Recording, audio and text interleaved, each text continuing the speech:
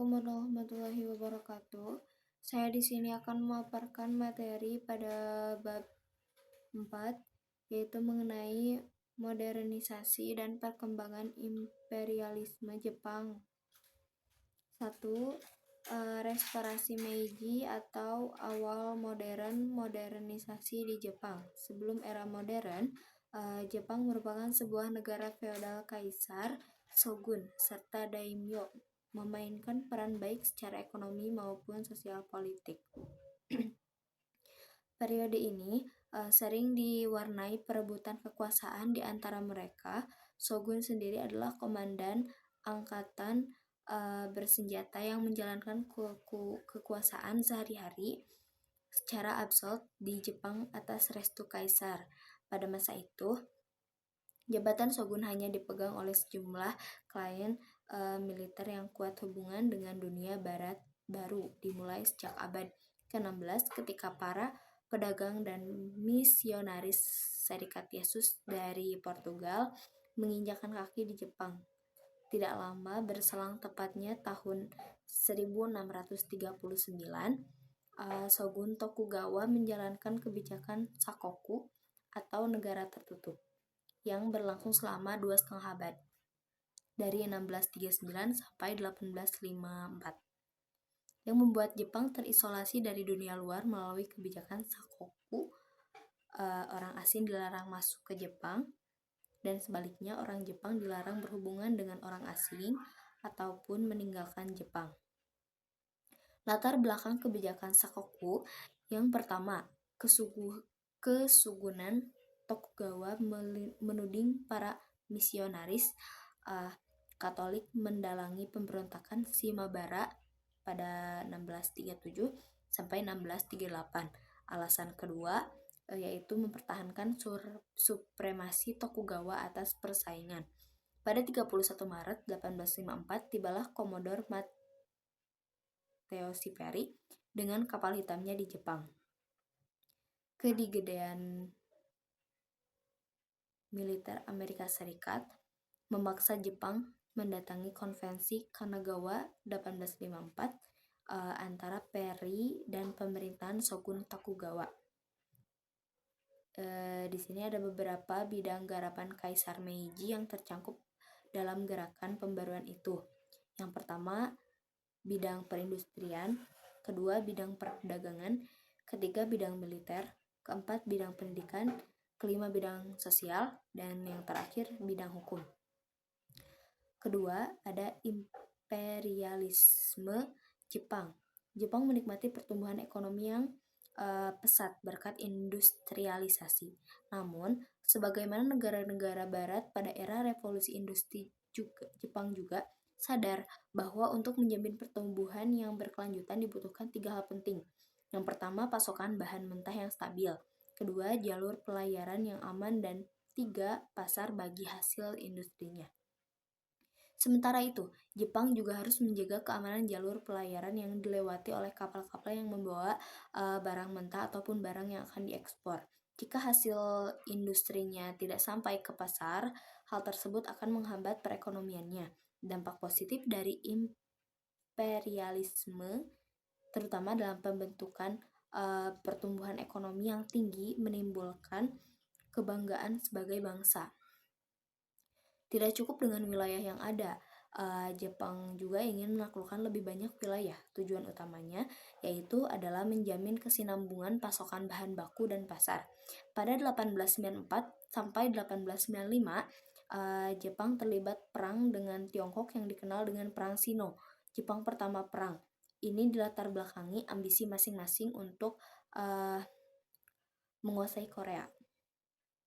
Pada 1884, Jepang melalui orang-orang Korea pro-Jepang melancarkan upaya kudeta terhadap penguasa Korea, namun pro-Tiongkok gagal setelah Korea meminta bantuan Tiongkok dinasti Qing melalui konvensi Lito konvensional tahun 1885. Kedua negara sepakat untuk menarik semua pasukannya dari Korea pada 1894. Kim Ok-yun, pemimpin kudeta 1884, dibunuh oleh Hong Jong-u, orang Korea di Korea, sebagai peringatan keras bagi setiap pemberontakan.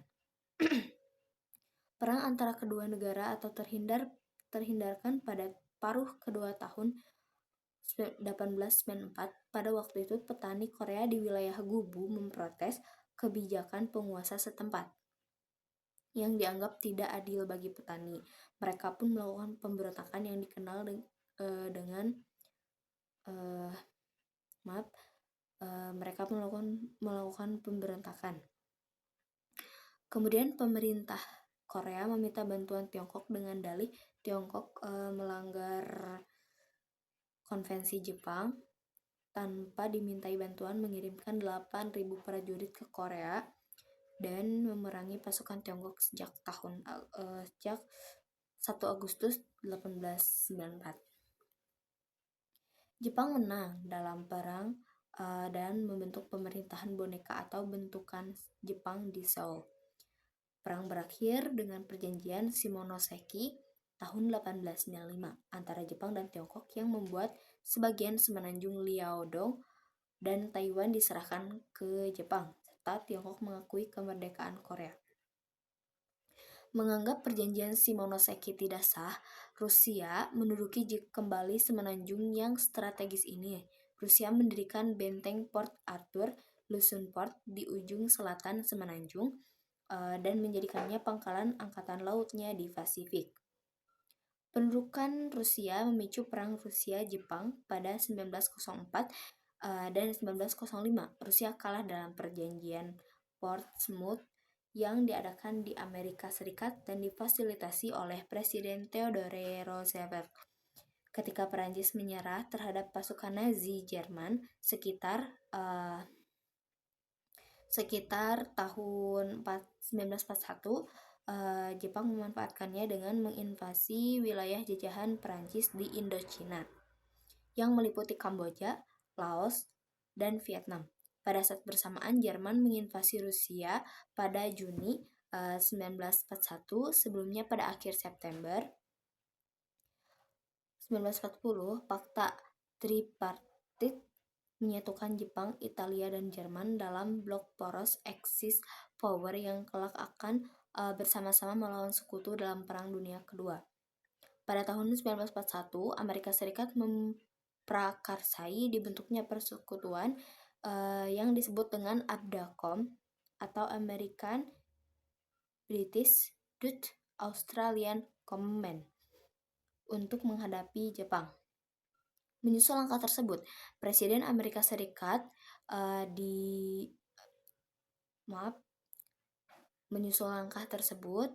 Presiden Amerika Serikat Roosevelt menerapkan embargo baja dan besi tua kepada Jepang yang diikuti dengan pembekuan semua aset Jepang.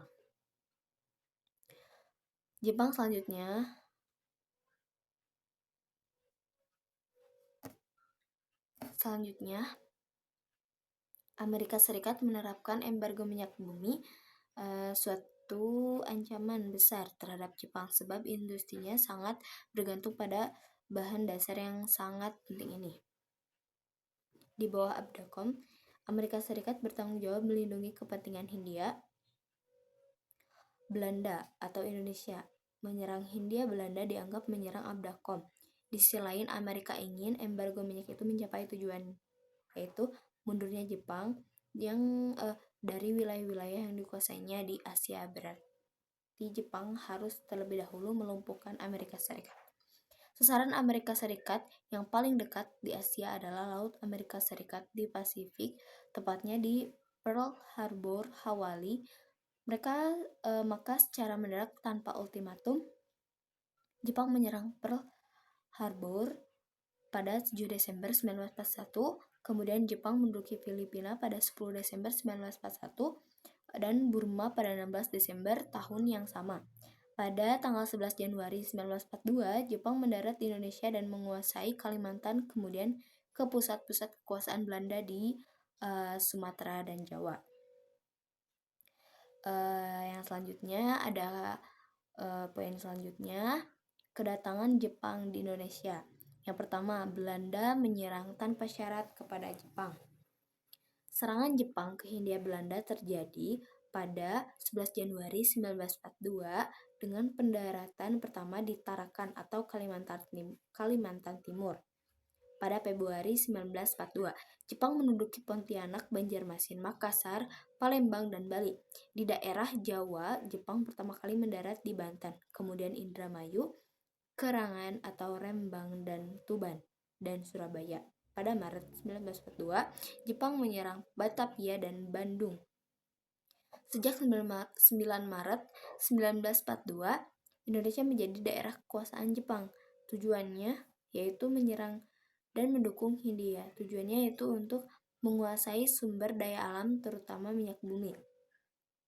Gubernur Jenderal Hindia Belanda Tjarda van Stackenburg, Stachouwer, dan Jenderal Hinderpoorten tidak berdaya menghadapi serbuan kilat Jepang. Belanda pun menyerah tanpa syarat di Kalijati, Subang, Jawa Barat pada 8 Maret 1942 kepada Letnan Jenderal Hitoshi Imamura, Jepang. Yang kedua, ada tanggapan tokoh-tokoh pergerakan nasional Indonesia. Ada 5 alasan yang melandasi perasaan optimistis itu.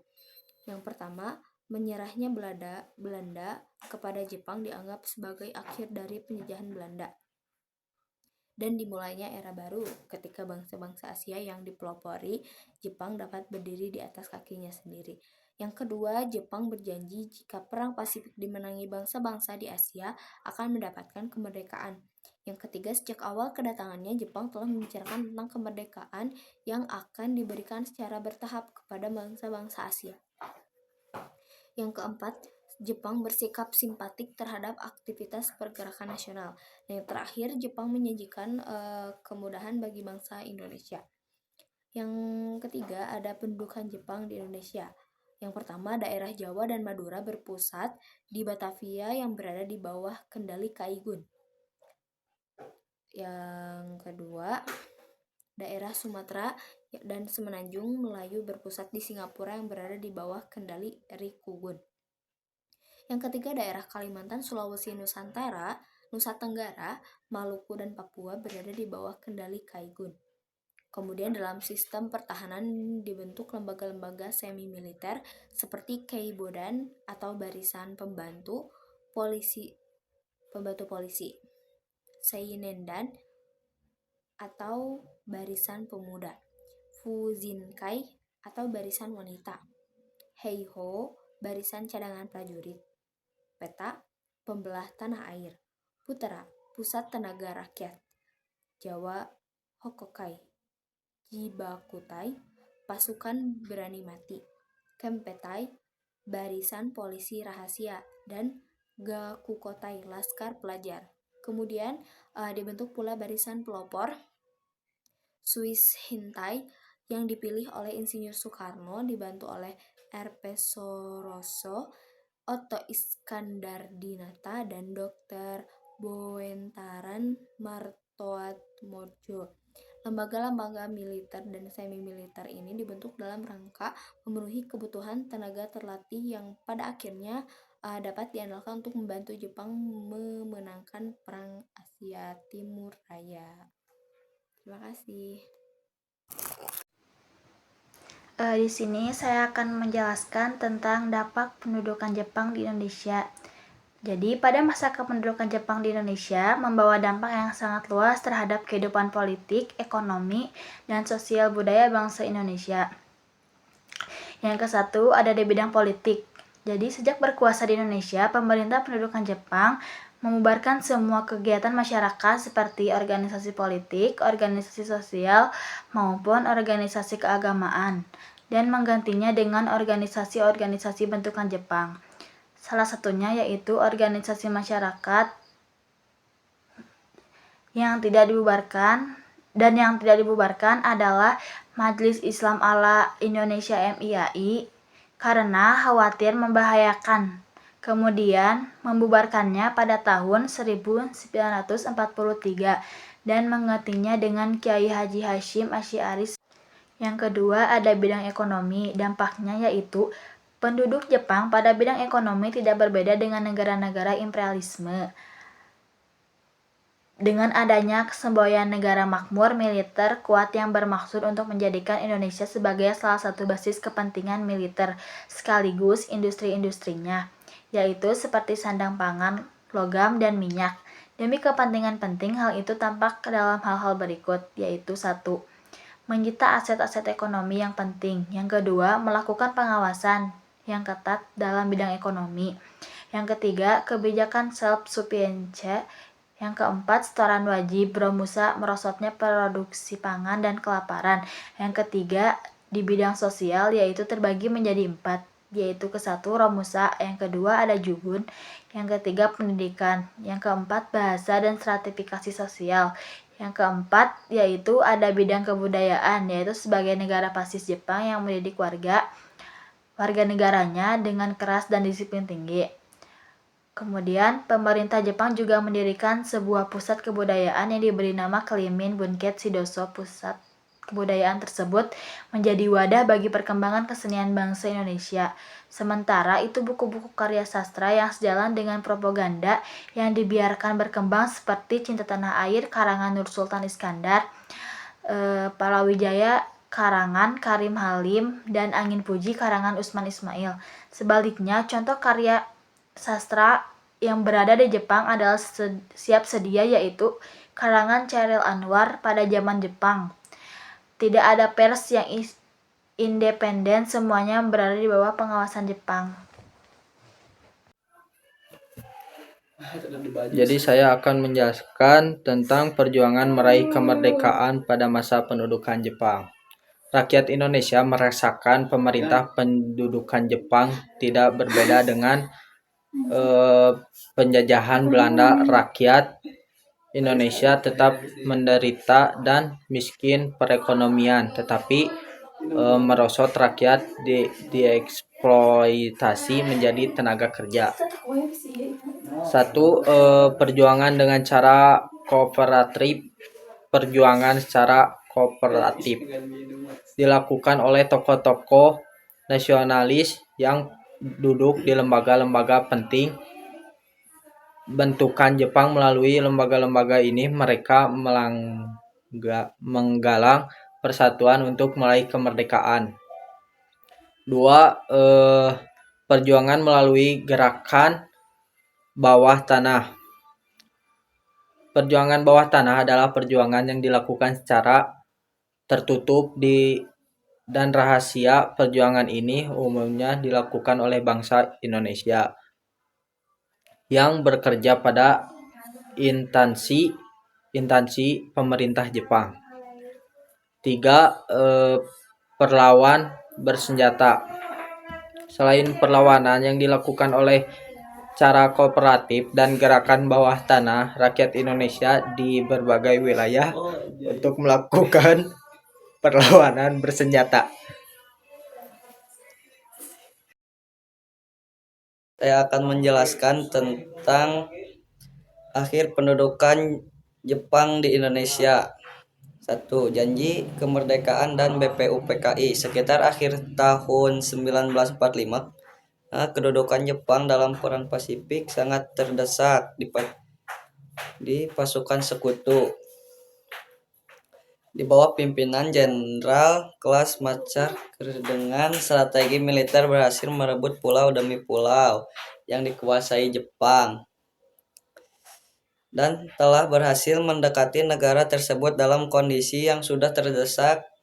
Jepang mempunyai mengulangi kembali janjinya memberikan kemerdekaan kepada bangsa Indonesia. 2.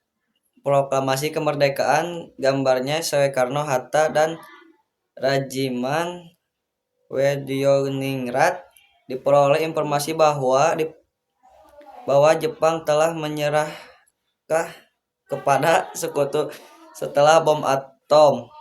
Sekutu mulai meluluh hantakan dan kota Hiroshima dan Nagasaki. Selanjutnya atas tingkat bersama dan dipelopori oleh tokoh-tokoh pemuda pergerakan nasional bangsa Indonesia kemudian memproklamasikan kemerdekaan pada tanggal 17 Agustus 1945, 7 hari lebih maju dari tanggal yang dijanjikan Jepang.